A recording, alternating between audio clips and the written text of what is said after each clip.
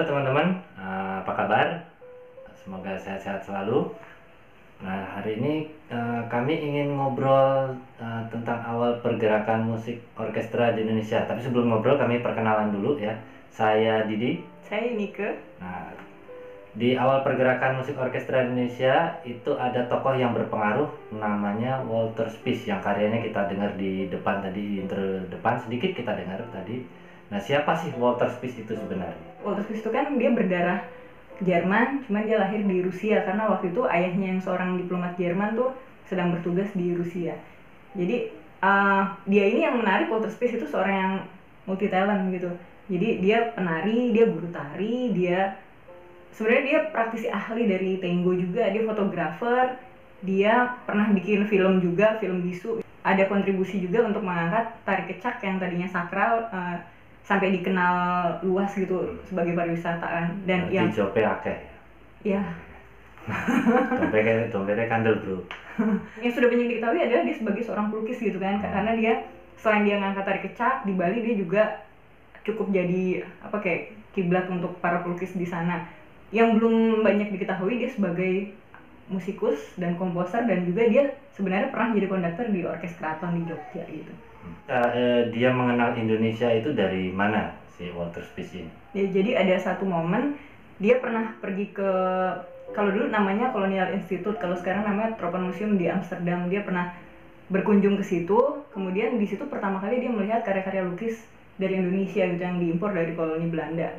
Terus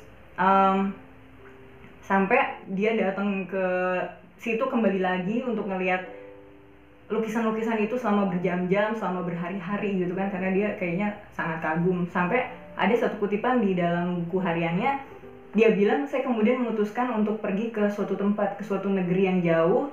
Setelah perjalanan yang berat dan menantang, akhirnya saya sampai di Pulau Jawa, di mana saya memutuskan untuk lompat dari kapal. Wah, itu hebat banget, dia bisa langsung lompat gitu, salto-salto gitu. Salto gitu kan, terbang paling.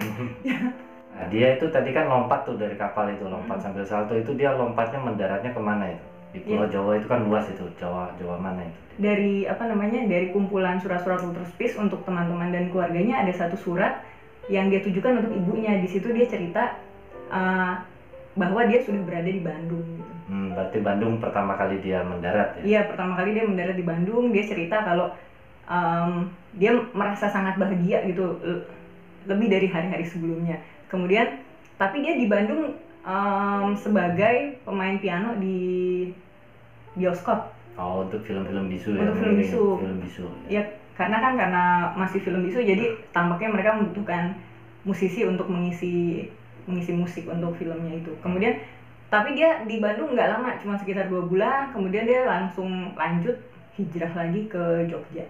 Walter Spies ini kan di Bandung cuman sebentar ya, dia nggak terlalu lama terus. Nah, terus dia pindah hijrah ke Jogja itu dalam rangka apa dia? Iya, jadi Walter Spies itu ke Jogja sebenarnya untuk menemui Maria Sitsen, seorang penyanyi, untuk menjadi pengajar piano di keluarga Sitsen itu. Kemudian selain sebagai pengajar piano, Walter Spies juga bergabung di Orkes Society untuk jadi pemain piano juga di situ. Sampai ada satu kesempatan dia datang ke Keraton Jogja. Di situ sepertinya pertama kalinya dia melihat gamelan secara langsung. Ketertarikan Walter Spies pada gamelan itu yang justru menarik hati Sri Sultan Hamengkubuwono ke-8. Kemudian Hamengkubuwono ke-8 meminta Kanjeng Raden Tumenggung Joyodipuro untuk menawari Walter Spies sebagai wedana musik, karena saat itu Orkes Keraton memang sedang membutuhkan pemimpin untuk korps musiknya itu. Jadi selama Walter Spies di Jogja, tinggal di Jogja itu di dalam Joyodipuran. Itu sekarang Balai Pelestarian Nilai Budaya Yogyakarta, itu di Jalan Brigjen Katamso. Kalau teman-teman Jogja pasti tahu lah daerah Joteng Wetan itu, coba nanti bisa di searching di Google Maps. Orkes Keraton Jogja ini sebenarnya udah ada sebelum Walter Spies datang, atau emang pas Walter Spies datang terus baru dibentuk Orkes Jogja? Iya, sebenarnya ada beberapa dugaan tentang awal musik Orkes Keraton Jogja ini kan. Jadi yang pertama itu ada dugaan waktu itu ada pemberian instrumen musik barat dan juga pemain musiknya dari Sultan Turki. Jadi diduga terbentuknya korps musik itu adalah dari anak keturunan pemain musik yang diberikan itu. Kemudian dugaan yang lain adalah korps musik ini dibuat karena untuk kebutuhan protokoler. Waktu itu ada gubernur jenderal namanya Dirk Vogt itu kan datang jadi untuk menghormati beliau. Jadi Hamengkubuwono mempersiapkan protokoler beserta musik barat di situ. Sepertinya setelah acara penyambutan untuk Dirk Vogt itu korps musik tidak berlanjut atau berkembang lebih lanjut begitu. Oleh karena itu Hamengkubuwono ke-8 kan mencari pemimpin yang bisa mengembangkan korps musiknya lagi. Makanya minta tolong sama Walter Spies. Nah, semenjak Walter Spies menangani atau memimpin korps musik itu, kemudian perkembangannya cukup signifikan gitu sampai bisa memainkan karya-karya orkes dari Beethoven, Bach.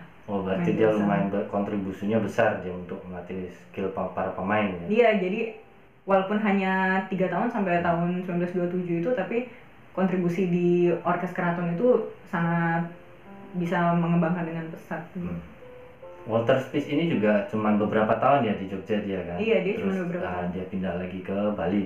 Nah, terus bagaimana dengan nasib orkestra keraton Jogja nih? Apakah masih lanjut ataukah emang cuma sampai situ gitu? Iya. Sebenarnya setelah sepeninggalan Walter Spies masih ada 2 kepemimpinan konduktor lagi gitu kan yang diambil dari abdi dalam keraton. Kemudian pas masa penjajahan Jepang itu sempat berkurang drastis kegiatan-kegiatan dari korps musik itu, kemudian sempat pasca kemerdekaan coba untuk dibangkitkan lagi. Walaupun sempat ada catatan bahwa mereka sempat tur ke Jakarta di akhir tahun 1949 sampai 1 Januari 1950. Tapi setelah itu ternyata memang tidak dapat dipertahankan sehingga akhirnya diputuskan untuk dibubarkan gitu untuk saat itu. Orkestra keraton pada saat itu dihentikan ya, jadi nggak dilanjutin ya. Pada saat itu. Nah, terus kaitannya dengan perkembangan orkestra Indonesia itu apa? Karena dari orang-orang yang terlibat di Korps Musik Kasultanan atau Orkes Keraton Jogja itu lahir komunitas musik di luar keraton. Salah satunya Orkes Radio Jogja, kemudian juga institusi musik barat kayak SMIN, Sekolah Musik Indonesia. Salah satu pencetusnya dan juga pengajar pertama di sana adalah Projo Waditro. Beliau adalah konduktor dari korps musik yang menggantikan sepeninggalan Walter Spies gitu. Beberapa tahun setelah SMIN itu kemudian hadir AMI, Akademi Musik Indonesia. Oke, SMIN tadi itu sekarang namanya SMM atau SMK 2 Kasiat Bantul. AMI menjadi Institut Seni Indonesia atau ISI Yogyakarta yang banyak melahirkan seniman-seniman musik yang kontribusinya banyak di perkembangan orkestra hingga saat ini ya. Jadi sekian obrolan ringan kami. Mohon maaf kalau banyak salah. Mohon masukannya juga. Tetap jaga kesehatan. Patuhi protokol kesehatan juga. Sampai ketemu. Salam budaya.